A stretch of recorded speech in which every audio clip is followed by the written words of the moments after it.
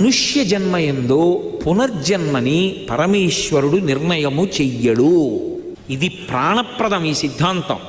మనుష్య జన్మలో మళ్ళీ వచ్చే జన్మలో నేనేమవుతాను ఈశ్వరుడు ప్రమేయం పెట్టుకోడు. నేనే ప్రమేయం, నేనే తీర్పు చెప్పుకుంటాను. ఎలా? మనసు ఊపిరి మీద ఆధారపడుతుంది, ఆలోచనలు మనసు మీద ఆధారపడతాయి. ప్రతి విషయం చేసినవన్నీ మనసు గుర్తుపెట్టుకుంటుంది. రుచి వాసన అనుభవిస్తుంది, వాసన గుర్తుపెట్టుకుంటుంది.